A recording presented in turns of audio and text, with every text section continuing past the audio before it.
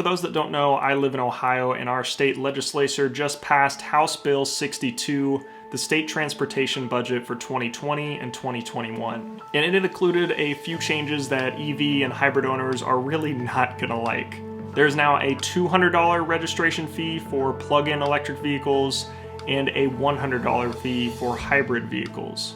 And Ohio legislature defines these vehicles as this. Plug-in electric motor vehicle means a passenger car powered wholly or in part by battery cell energy system that can recharge via an external source of electricity. This means any electric car, so all Tesla models, the Chevy Bolts, the Nissan Leaf, but also any plug-in hybrid electric car, so a Chevy Volt, a Toyota Prius Prime, or a BMW i8 also fall under that category. Basically any car that can plug in and receive electricity. Their definition for a hybrid motor vehicle is a passenger car powered by an internal propulsion system consisting of both of the following.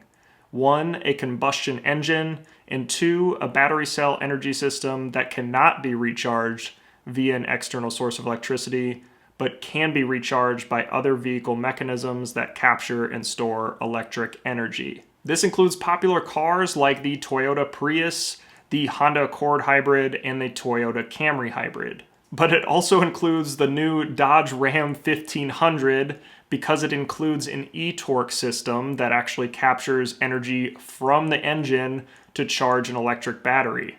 So even though it only gets 25 miles per gallon, it is still classified as a hybrid under this definition and is able to receive that $100 registration fee. So the point of this fee on a very basic level is to pay for road repair and maintenance, which is completely fine. I think EVs and hybrids should pay their fair share of that transportation budget to help maintain roads and keep them in good working order. The only problem is that this tax is usually tacked onto gas, so you just pay that tax when you pay for gas. It's just a percentage of that bill. But EVs don't use gas, so the Department of Transportation kind of has a dilemma on their hands. How are they going to charge these vehicles for using the road? And they decided a blanket fee for hybrids and EVs would be a fair way to implement that. But if we look into the numbers a little bit, it is clearly not fair. So let's do a quick comparison between a gas car, an electric car, and a hybrid vehicle. So for the gas car here, we're assuming an average miles driven per year is 14,000 miles, around the American average. And the efficiency for the gas car, the US average of about 25 miles per gallon. And here in Ohio, there's a tax rate with the new bill of 38.5 cents per gallon. And with all of those assumptions, you'll pay about $215.60 in taxes for driving your car, 14,000 miles for the whole year. The EV, on the other hand, because it's a flat fee, will pay $200 no matter how much you drive.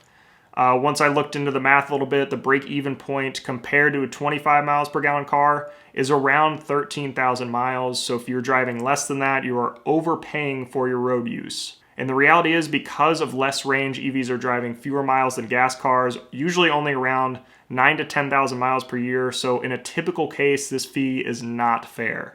But let's not forget, because of the verbiage of that law, plug-in hybrids are also charged that $200 fee. So even if you only get 20 all-electric miles, you'll have to pay the $200 fee plus any taxes you'll owe based on the gas you use to fill up the car. So for this, I assumed about 80% of the miles driven were gas only, with 20% being electric. So you'll end up paying around $107.80 additional for the gas tax, plus that $200 fee, for a total of $307.80 throughout the year. And that is just completely unfair to those plug-in hybrid owners.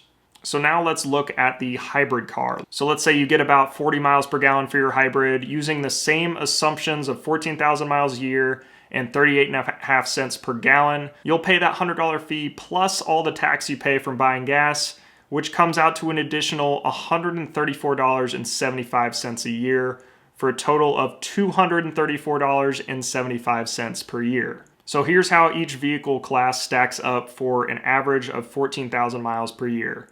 The gas car with a 25 miles per gallon efficiency is around $215.60. The battery electric vehicle, $200. The plug-in hybrid, a total of $307.80.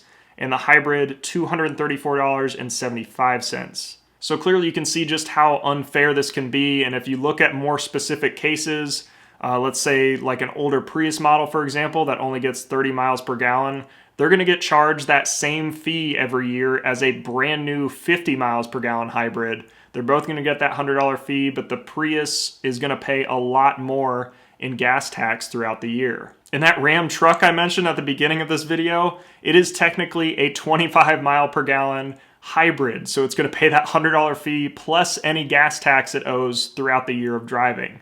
So clearly some things need fixed here, and the main reason for this change is cars are getting more efficient and the gas tax just isn't producing as much money as it used to. So I definitely understand the change, and I do think it's necessary that EV and plug-in hybrid owners and hybrid owners all need to pay their fair share of road use. But these flat fees are essentially just a guess at how much these cars are going to be driving and how much damage they are doing to the road. And another thing with these fees is it seems like the government is discouraging people from buying more efficient vehicles. It's going to be way cheaper to own a 30 miles per gallon car than it is a very efficient battery electric vehicle or a plug-in hybrid. Unfortunately, this is influenced by the oil industry, which has been in decline in recent years, and they definitely don't want to miss out on any more profits to electric vehicles or more efficient hybrids. And if you live in other states, you've probably seen that these fees are not unique to Ohio. Illinois, for example, was proposing a $1,000 EV registration fee.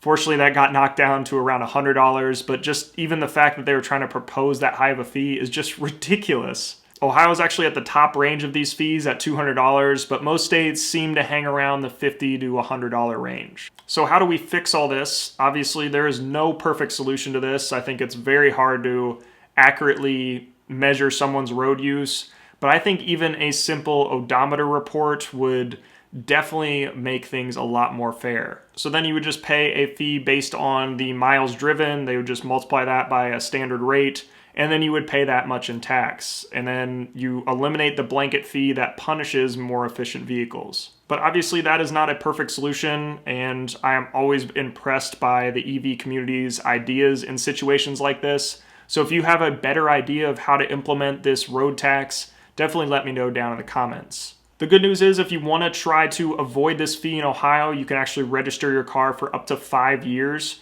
That's what I'm planning on doing, so you can hopefully avoid that fee. There is no plans to retroactively charge people for registering an electric vehicle or a plug-in hybrid or a regular hybrid. So if you have the opportunity to try that, I would definitely go for it. You might save some money. So in Ohio, this fee becomes effective January 1st, 2020, and will run through 2021 until the state passes a new transportation budget, and I hope they get something better figured out next time. Thank you so much for watching this video. If it helped you out at all, definitely hit that like button down below.